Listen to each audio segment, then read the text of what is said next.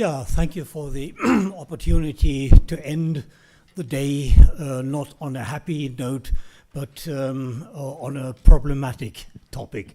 Fairness in language assessment.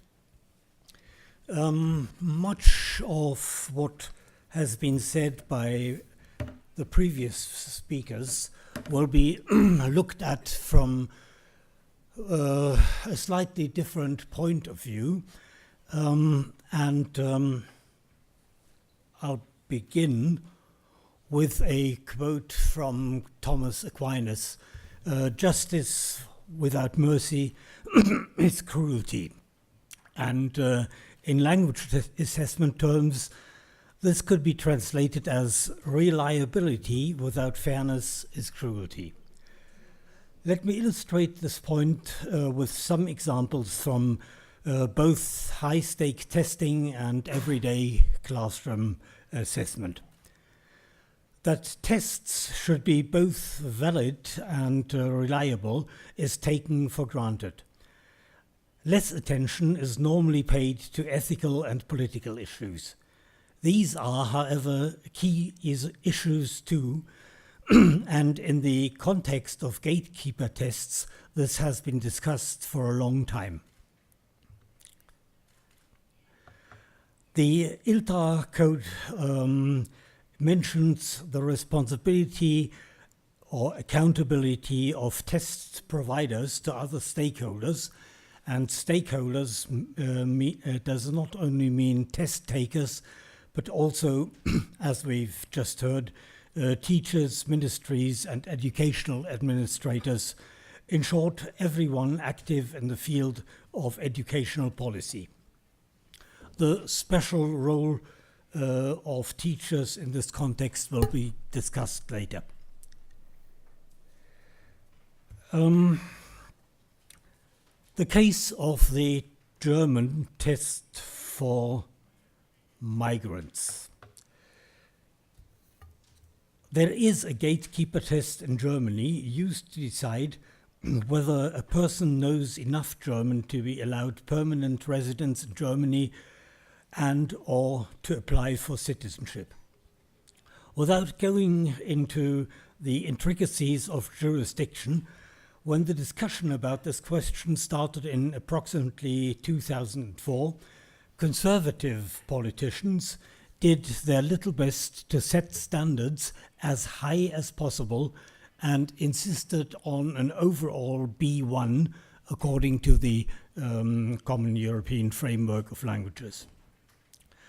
The test, developed by the Goethe-Institut and TELC for the BAMF, which is an acronym for Federal Office for Migrants and Refugees, was, of course, supposed to follow these political decisions. However, there were lots of conflicting opinions on this. Most experts argued that this level is excessively ambitious and demanding for many migrants, especially when it should be achieved in 600 learning or teaching hours.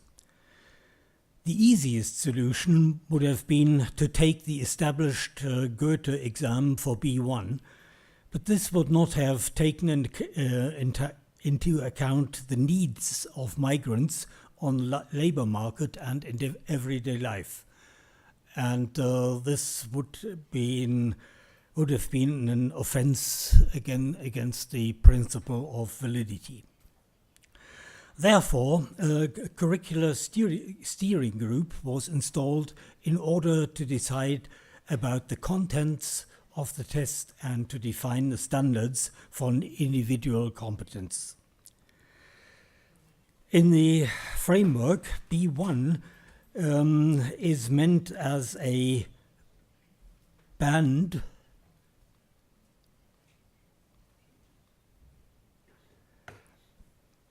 of competence levels, ranging from a point just above A2 and bordering on a lower B2.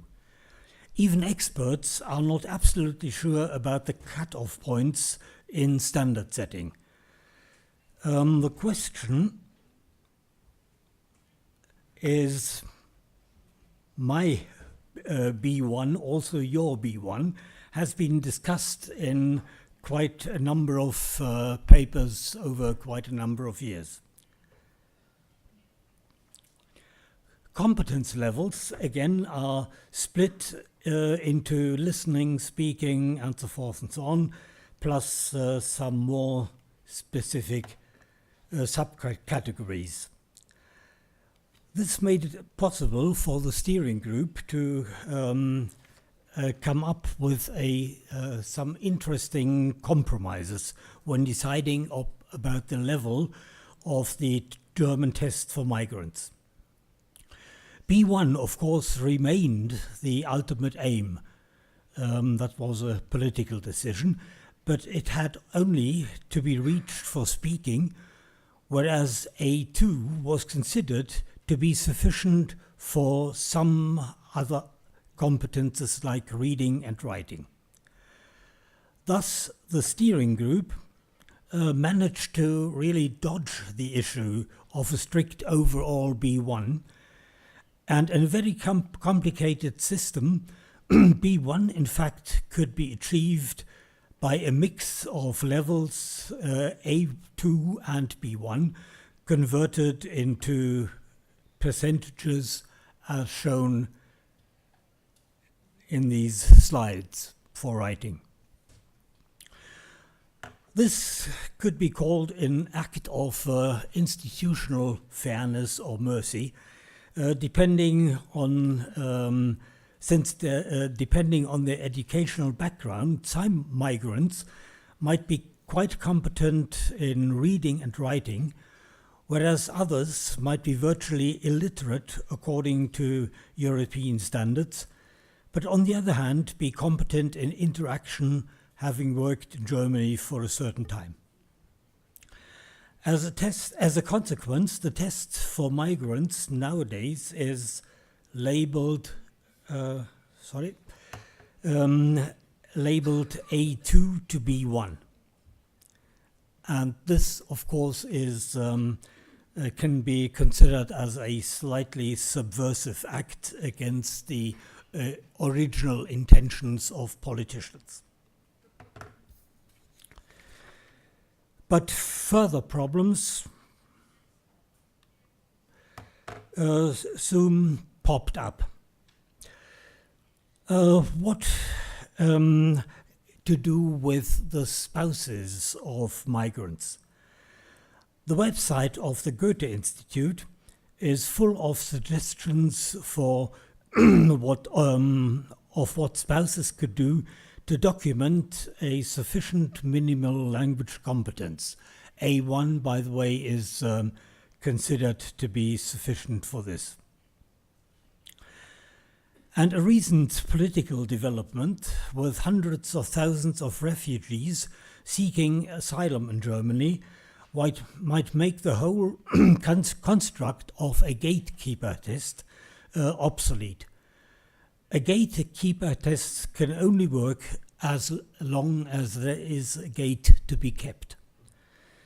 But nobody knows how many of the refugees hope to make Germany at least their temporary home country. On the other hand, Germany needs young migrant workers with good qualifications for the labor market.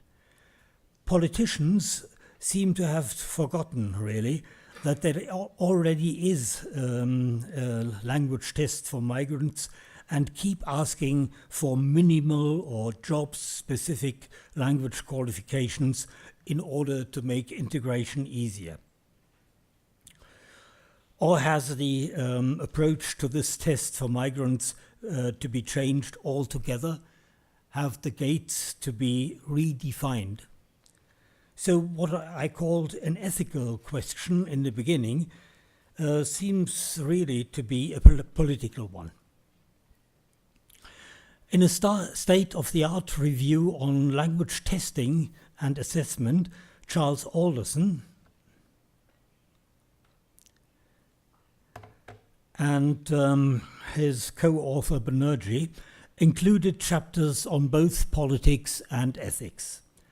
Quote, "Tests are frequently used as instruments of educational policy and they can be very powerful.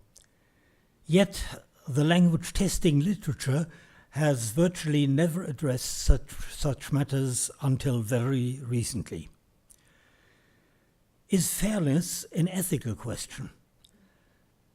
The United Nations Charter on the Rights of Persons with Disabilities was anticipated by Goethe-Institut and other test providers in their code of practice.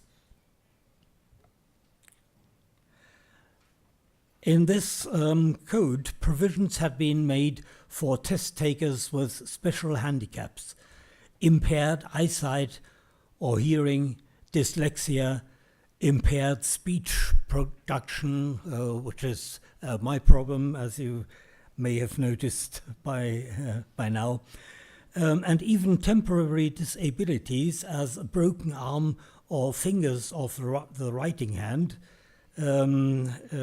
are taken into account.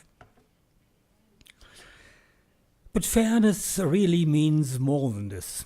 Messick argues that all testing involves making value judgments, and therefore the question may be asked whose values are really represented. It is well known that that tests and examinations have always been used as instruments of social policy. Another gatekeeper test, the final school leaving examination, Abitur or Matura, serves as a basis for admission to university. The OECD claims that too few school leavers are enrolled in German universities. Should Abitur standards therefore be lowered to B1 instead of B2 or C1 in the first foreign language? These are political decisions, but since they influence individual careers, they are also ethical ones. Several federal states in Germany insist on keeping academic standards as high as possible, counteracting the demands of the OECD and risking that the standards in the federal states of Germany are drifting apart. Will the new centralized Abitur provide for more justice in future? Or will injustice continue with respect to university subjects with restricted admission? High-stake tests are normally run by experts who have the resources to make tests reliable. But language teachers normally do not. But their judgment in classroom assessment might also have social consequences in the long run. Is their judgment about learners sufficiently fair? What teachers can do and should do. That teachers should be unbiased and fair in their judgment is a non-committal moral appeal. Since teachers are human beings like the ones Agrippina talks about, they are also fallible. Likes and dislikes for individual students are inevitable and cannot be overcome easily. So the demand for fairness should really focus on professional dimensions of assessment rather than on moral aspects. Open formats are particularly problematic. Researchers many years ago gave essays to teachers all over the country and asked them to mark them. The result was that an essay might get any mark from top to bottom, depending on the idiosyncrasies of the respective teachers. And there are other effects in marking which teachers should be aware of. The order of papers on a teacher's desk already sets the standards for the tests at the end of the marking process. So if you start with open formats marking, you should always start with average performances and not with the pupils that are supposed to have produced the best tests. There is also an effect due to fatigue. After a while, teachers get tired and impatient, hoping for the end of the correction job. Their treatment of mistakes might then become erratic, and the general evaluation of papers might get worse and worse. Teachers should know about these effects in order to avoid them. Open formats. For open formats, teachers should use marking schemes as developed by professional test providers, as for instance this one. And of course, occasional rater training helps to improve the quality and fairness of assessment. But even then, a certain probability of error has to be taken into account when translating test results into school marks. A seemingly objective test result of, let us say, 7 points can mean anything between 5 and 9 if taken to express competence in that particular area. Conclusion. Is fairness an act of mercy? I do not really think so. Of course, teachers sometimes want to reward the development of a pupil by giving her better marks than she deserves in order to encourage her. This is sometimes appreciated by the pupil, but often he or she would prefer fair and transparent and professional marking. Young learners often have a strong sense of justice and object to unprofessional mercy. So Thomas Aquinas is quite right with his dictum that justice without mercy is cruelty, which in the case of classroom language assessment might mean that it should always be based on professional fairness, that is, on valid tests and reliable marking. Thank you for your attention.